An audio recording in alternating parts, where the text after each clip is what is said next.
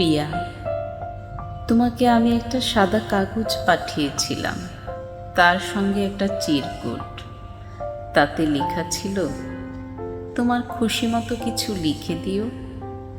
কিন্তু তুমি চিরকুটের অপর পৃষ্ঠায় লিখলে, তুমিই লিখো। আমার মনের কথা তোমাকে জানাই, তুমি আমার জীবনের সবচেয়ে মূল্যবান উপহার।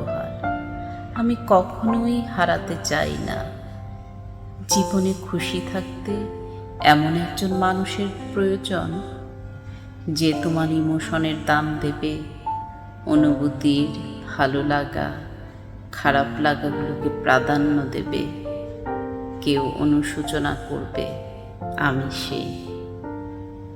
তোমাকে ভুলে যাবার শক্তি আমার নেই। তুমি টের পেয়েছিলে বলে, তুমি ভালো করে বুঝে গিয়েছিলে তোমাকে ছাড়া আমি আর কারো কথা ভাবতেই পারি না।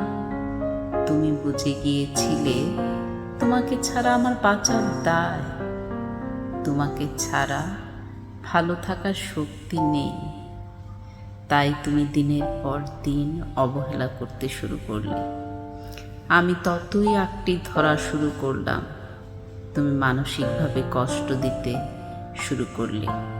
তোমাকে ছাড়া থাকতে পারবো না বলে সম্পর্কটাকে দিনের পর দিন অবহেলা, তুচ্ছ তাচ্ছিল্য, মানসিক যন্ত্রণা সব উপেক্ষা করে নীরবে সহ্য করেছি।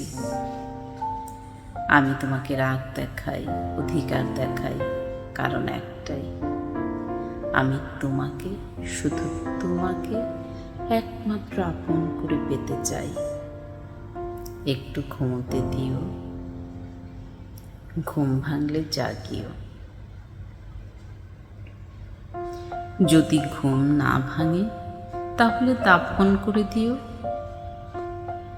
তোমাকে ভালোবেসে পৃথিবীর সব ভুলে গেছি। কি জাদু করেছো তুমি আমাকে। আমি তোমাকে আকাশ সমান ভালোবাসি।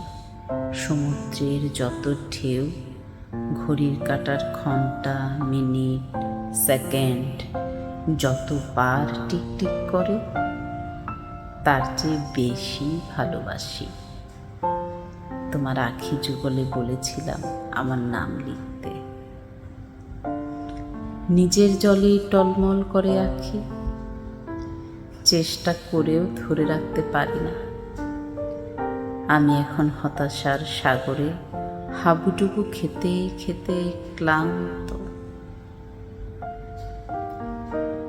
জানি আমার অনেক কিছুই ভালো লাগে না, যেমন আমার কবিতা লেখা, ভালোবাসনা, সিগারেট খাওয়া। কিন্তু তুমি ছাড়া দিন, সারা দিন কাজ করে স্বপ্নের সন্ধ্যা রাত, সব কিছু, সব মুহূর্ত বড় বিশ্রী লাগে। জানো তো, ইদানিং নিজেকে বড্ড একা লাগে। হতাশা, একাকিত্ব, মাইগ্রেন, হুটহাট মন খারাপ, কিছুই ভালো লাগে না। এত লেখার পরে তুমি বলো আমার শরীর ভালো নেই। আমি উৎকণ্ঠায় বলি, কি হয়েছে তোমার? তুমি তার উত্তর দাও না। অনেক সময় ফোন কল ধরো না, অনেক পরে টেক্সট করো, আমি ঘুমোবো। আমি ভাবি, হায় রে ভালোবাসা, আমি জেগে থাকি তোমার জন্য। তোমার মতো যদি আমার একটু ঘুম হতো, তাহলে এত কষ্ট পেতাম না। তুমি বলেছিলে তোমার মতো লিখো, তাই লিখলাম, তোমার মতো লিখলাম।